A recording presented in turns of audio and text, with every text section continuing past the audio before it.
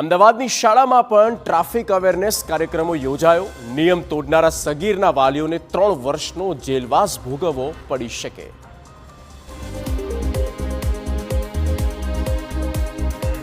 તો આ તરફ અમદાવાદમાં પણ શાળાઓમાં ટ્રાફિક અવેરનેસ કાર્યક્રમો યોજાઈ રહ્યા છે, જ્યાં વિદ્યાર્થીઓને તો ટ્રાફિક નિયમોથી જાગૃત કરાઈ જ રહ્યા છે, પણ જો વાલીઓ નિયમ તોડે તો તેમને કેવી રીતે સમજાવવા તેની સમજ પણ વિદ્યાર્થીઓને અપાઈ રહી છે।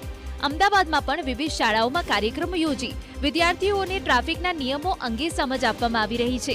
મેટ્રો સિટી અમદાવાદમાં વાહનોની સંખ્યાની સાથે અકસ્માતોનું પ્રમાણ પણ સતત વધી રહ્યું છે।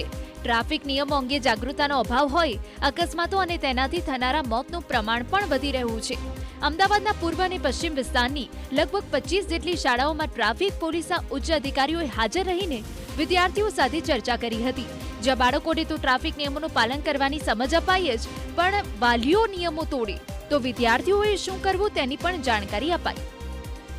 ધારો કે માતા પિતાએ હેલ્મેટ ન પહેર્યું હોય તો બાળકો એમને ઇન્સિસ્ટ કરે પહેરવા માટે, એ જ રીતે સીટ બેલ્ટ ના પહેર્યો હોય તો સીટ બેલ્ટ પહેરવાનું પણ જણાવે।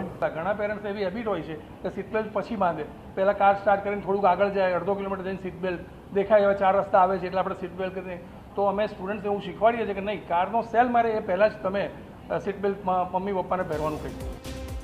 ટ્રાફિક પોલીસનું માનવું છે કે ટ્રાફિક અવેરનેસ કાર્યક્રમો હવે શાળામાં ખૂબ જરૂરી છે, કારણ કે જો બાળકોને બાળપણથી જ આ અંગે સમજ મળશે તો તે ભવિષ્યમાં નિયમો તોડશે નહીં। વર્ષ 2025માં આવા 99,000 લોકોને દંડ ફટકારવામાં આવ્યો છે। એટલું જ નહીં, લાયસન્સ વગર ઝડપાયેલા સગીરોના માતા પિતા સામે FIR પણ દાખલ કરાઈ છે। 2024માં લગભગ 25 આવા વાલીઓ વિરુદ્ધમાં FIR કરવામાં આવી છે। આ વર્ષે પણ 14 જેટલા વાલીઓ વિરુદ્ધમાં FIR કરવામાં આવી છે, એટલે કે એના વાલી વિરુદ્ધમાં અમદાવાદ શહેર ટ્રાફિક પોલીસ દ્વારા FIR કરવામાં આવે છે, જેની અંદર 3 વર્ષની કેદની સજા અને 25,000 રૂપિયાના ફાઇનની જોગવાઈ છે।